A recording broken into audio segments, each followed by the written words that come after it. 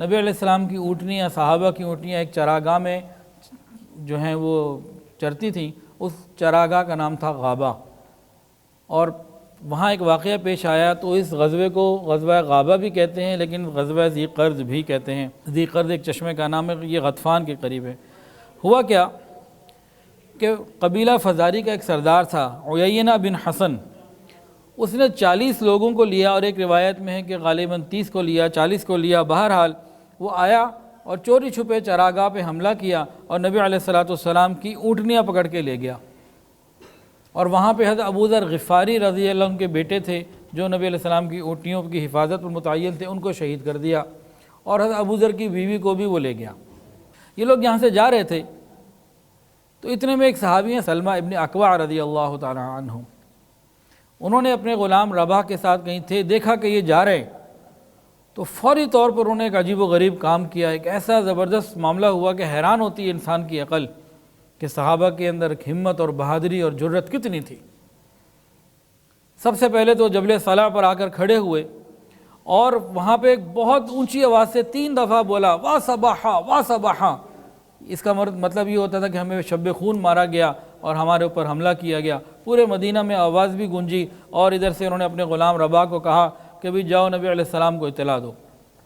انہوں نے اپنا تیر لیا اور ترکش لیا، تیروں سے بھرا، یہ بڑے زبردست تیر انداز سے، اور دوڑنے میں یہ دوڑنے والے گھوڑوں کا مقابلہ کر لیتے تھے، اتنا تیز دوڑتے تھے۔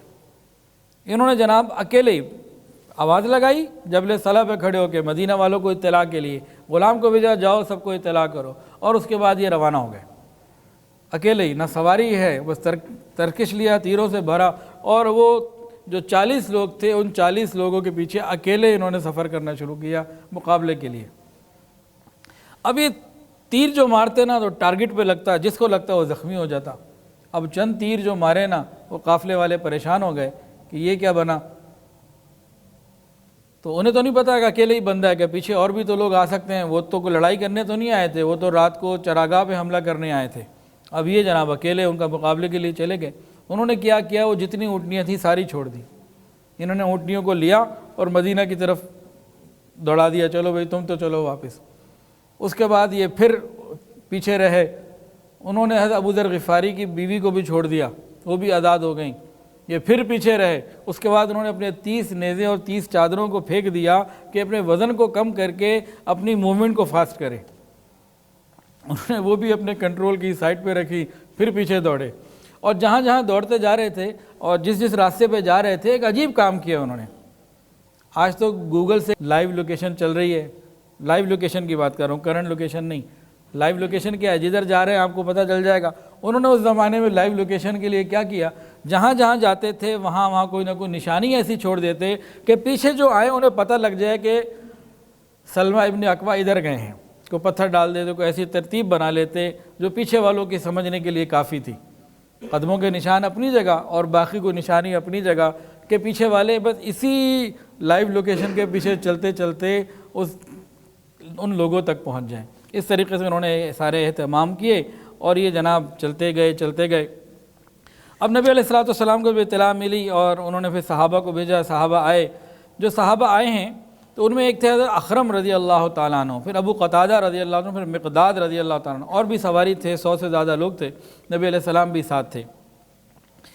یہ سب آئے، اب وہ دوڑتے جا رہے تھے، وہ ایک پانی کی جگہ تھی پینے کی ذی قرد، وہاں پانی پینا چاہ رہے تھے۔ ان اکیلے آدمی نے ان 40 آدمیوں کو کنویں پہ پانی بھی نہیں پینے دیا، ان کو اپنی جان کا خوف تھا، ادھر سے جو تیر مارتے کسی کو لگتا وہ زخمی ہوتا، کچھ ہوتا، تو وہ پانی بھی نہیں پی سکے، پیاسے تھے۔ اب یہ 40 کے 40 لوگ آگے کوئی جیسی تنگ سی جگہ تھی، وہاں جا کے چھپ گئے۔ اب یہ پیچھے ہیں، سارے ماحول کو دیکھ رہے ہیں، پیچھے سے اب صحابہ آ گئے، رسول اللہ صلی اللہ علیہ وسلم آ گئے، صحابہ کی پوری جماعت آ گئی، پوری ایک مدد آ گئی۔ تو 3 صحابہ آگے تھے، اخرم، ابو قتادہ اور مقداد رضی اللہ تعالی عنہم۔ انہوں نے حضرت اخرم کو منع کیا، اکیلے آگے مت جانا، اکیلے آگے مت جانا، آگے دشمن ہے، مسئلہ خراب ہی نہ ہو جائے۔ وہ کہنے لگے کیا کہتے ہو، اگر تم اللہ پر ایمان رکھتے ہو، قیامت کے دن پر ایمان رکھتے ہو، جنت اور جہنم کو جانتے ہو اور مانتے ہو، پھر آج میرے راستے کی شہادت میں تم نے حائل نہیں ہونا، آج میری شہادت کے راستے میں تم نے حائل نہیں ہونا۔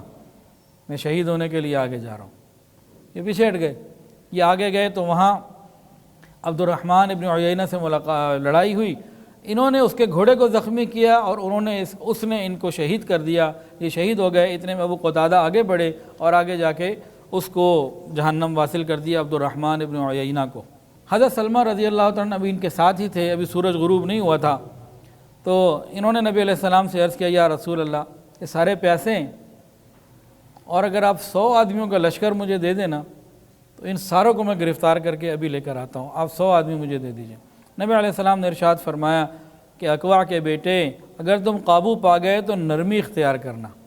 ابھی 100 لوگوں کو لے کے جب پہنچے وہ خیر مشرکین مقابلے پہ نہیں آئے، سارے کے سارے بھاگ گئے۔ نبی علیہ السلام نے 5 دن وہاں قیام فرمایا اور صلاۃ الخوف بھی ادا کی۔ اس غزوے میں واپسی پہ ایک عجیب معاملہ ہوا۔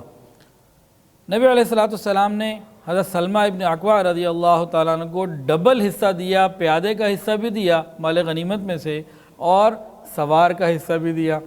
پیدل تو وہ تھے لیکن دوڑتے ایسے تھے جیسے سواری کے لیے کوئی دوڑ رہا ہو۔ اور نبی علیہ السلام نے ان کو اپنی اونٹنی پر اپنے ساتھ اپنے پیچھے بٹھایا، اونٹنی کا نام ہے عزبا، نبی علیہ السلام نے اپنے پیچھے بٹھایا اور اس کے بعد نبی علیہ السلام نے ان کی اپریسیشن کے لیے فرمایا آج ہمارے بہترین سوار ابو قتادہ ہیں اور بہترین پیادہ جو ہیں وہ سلمہ ہیں۔ آج بھی دیتے نا ستارہ جرت، تمغہ امتیاز، صدارتی ایوارڈ، یہ سب کیا ہے؟ یہ سب اپریسیشن کے لیے ہوتا ہے نا۔ تو نبی علیہ السلام نے ان دونوں کو پھر وہ مقام عطا کیا۔ ویڈیو کے نیچے سبسکرائب کے بٹن پہ کلک کریں، بیل کے آئیکن پہ کلک کیجئے تاکہ ہر نئی ویڈیو کی نوٹیفیکیشن آپ کو مل جائے۔